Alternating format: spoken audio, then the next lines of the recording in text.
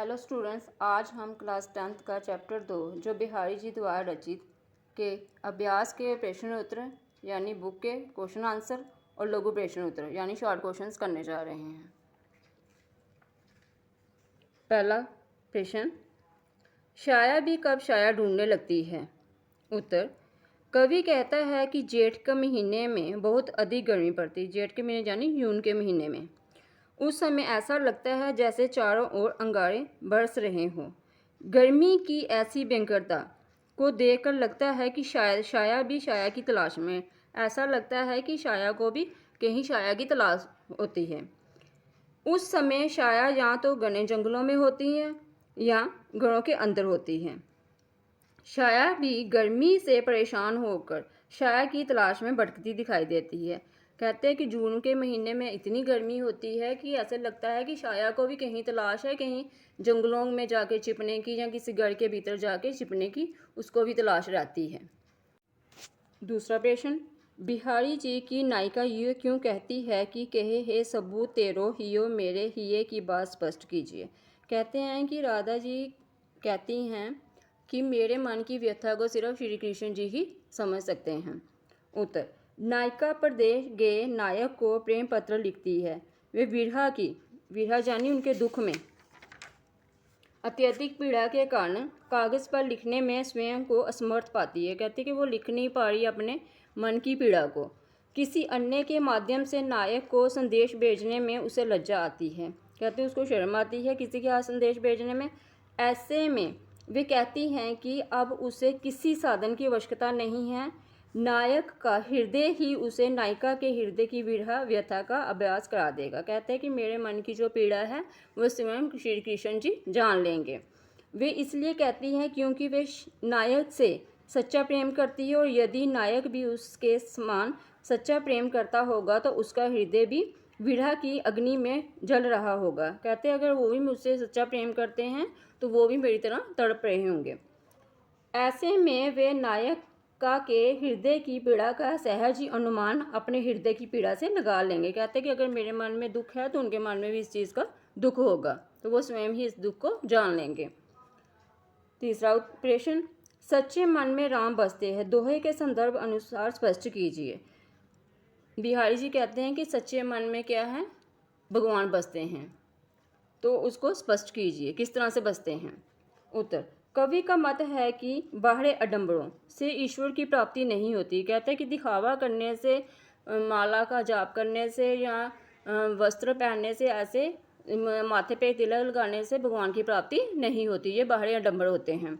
मनकों की माला का जाप करने से और तरह तरह के रंगों के रंग वस्त्र पहनने से और तिलक लगाने से ईश्वर को प्राप्त नहीं किया जा सकता। जो व्यक्ति सच्चे मन से ईश्वर को याद करता है, ईश्वर उसी पर प्रसन्न होता है। छल कपट पूर्ण आचरण करने वाला व्यक्ति कितनी भी भक्ति कर ले, ईश्वर को नहीं पा सकता। ईश्वर तो सच्चे हृदय वाले व्यक्ति के मन में निवास करते हैं। कहते हैं भगवान तो सिर्फ उसी के मन में निवास करते हैं जो भगवान का सच्चे मन से नाम लेते हैं, ना कि बाहरी आडंबरों से। चौथा प्रश्न, गोपियाँ श्री कृष्ण की बांसुरी क्यों छिपा लेती हैं? कहते हैं कि जो गोपियाँ हैं वो श्री कृष्ण जी की बांसुरी क्यों छिपा लेती, उनसे उनको क्या लाभ होता है? उत्तर, गोपियों को श्री कृष्ण की बांसुरी विशेष ईर्ष्या है। कहते हैं वो बड़ी जलन करती हैं उनकी बांसुरी से। एक बार बांसुरी हाथ में आने पर श्री कृष्ण गोपियों को भूल जाते हैं। वे बांसुरी बजाने में इतने मस्त हो जाते हैं कि गोपियों की ओर ध्यान ही नहीं देते हैं। इसलिए वो उनसे ईर्ष्या करती हैं कि गोपियाँ जो कहती हैं कि श्री कृष्ण हमारी ओर ध्यान नहीं देते हैं, वो हमारी ओर ध्यान दें ताकि वो ये हमसे बातें कर सकें, कि श्री कृष्ण उनसे प्रेमपूर्ण बातें करें। वे श्री कृष्ण से प्रेमपूर्ण बातचीत करने के लिए ही बांसुरी को छिपा देती हैं। वे जानती हैं कि श्री कृष्ण बांसुरी के विषय में अवश्य पूछेंगे और इस प्रकार वे श्री कृष्ण से बातचीत करने के आनंद को उठा सकती हैं।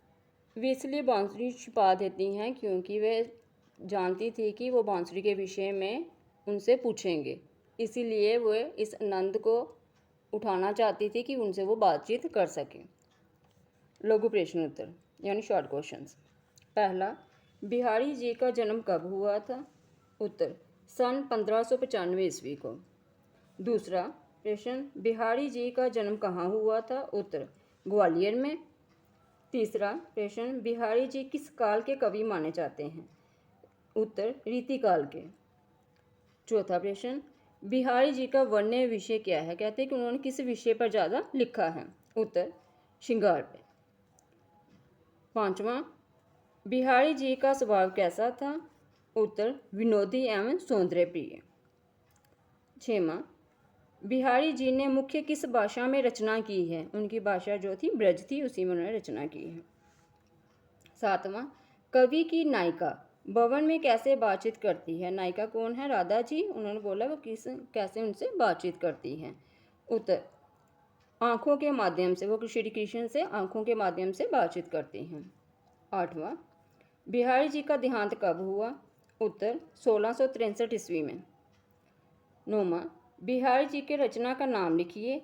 बिहारी जी की रचना का नाम है बिहारी सतसई।